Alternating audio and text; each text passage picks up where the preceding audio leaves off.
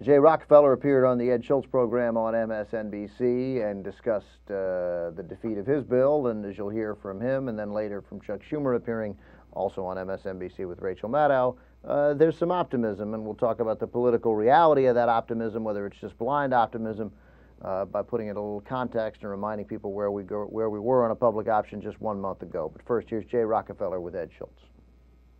How disappointed are you that more Democrats didn't come on board in this committee, and how much of a setback is it in your opinion?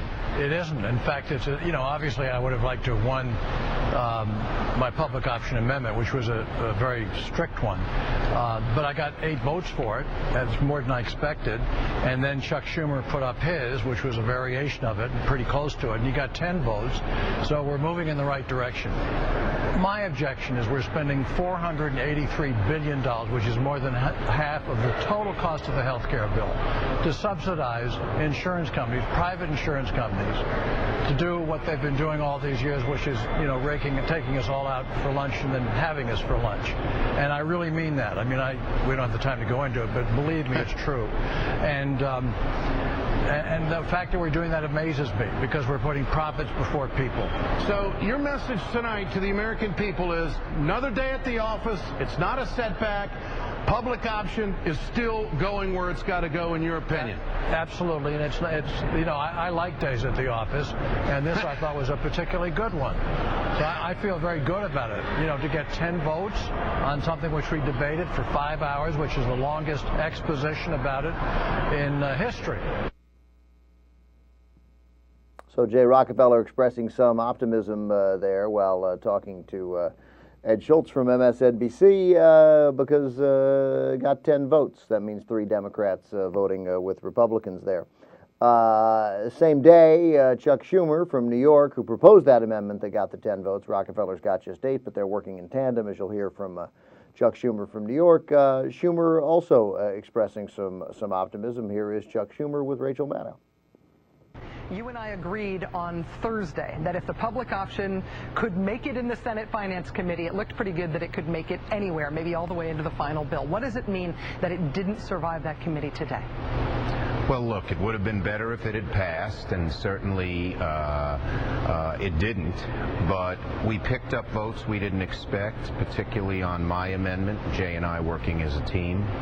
And, the Senate Finance Committee is the toughest terrain here. It's more conservative than the Senate as a whole, populated by a large number of rural senators. And the Senate as a whole is less conservative, is more conservative than the House. So this is an uphill fight. We knew it. But, a month ago the public option was dead. Now we're alive and fighting. Even 2 of the 3 senators who spoke out against it said they were interested in it. And we're going to keep working at it till we get this done. I think they're open to change. I mean, Senator Baucus himself, as you showed on your show, said he was for it but wanted to see 60 votes. He obviously cares very much and wants to pass a health care bill. And I think, I said this in the committee meeting, that by working hard we'll be able to show him 60 votes. It may not be exactly as I proposed or as Jay proposed, but it'll be a good, strong public option. I have spoken to just about every one of my moderate Democratic colleagues. Not a single one has closed the door on the public option on the Senate floor. So to say that the bill is dead and this is over is wrong. It's underestimating the strong support we have out in the country. It's also underestimating the fight of those of us who care a lot about it. So I don't know, and I don't want to be simplistically optimistic here, but as Chuck Schumer alluded to, remember where we were a month ago when the Obama administration sends out cabinet level members, including Health and Human Services Secretary Sebelius, onto the Sunday morning shows. I think she was on George Stephanopoulos. I don't remember. Doesn't matter.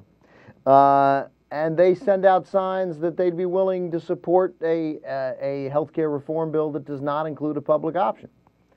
And then from the sort of progressive community, there was a groundswell of outcry on that. I remember when I was hosting the show, we had Jonathan Alter from Newsweek on the show. He wrote a very impressive column reminding Democrats not to throw the baby out with the bathwater regarding the public option. There's still a lot of great stuff in the bill. The public option, though, even if there was no public option, the public option, though, obviously an incredibly key element to actually keep healthcare costs down, because if you're going to mandate coverage to people, which is what this healthcare bill would do, then we're going to have to pay for a lot more people to get healthcare coverage if the insurance companies are allowed to set the costs, because they'll think, well, why are we going to, we don't have to make it affordable because they have to buy it, and if it's not affordable to them, the government will get it. So to me, it's such an obvious thing that will drive down costs to have a public option. Obviously, the insurance companies don't like it.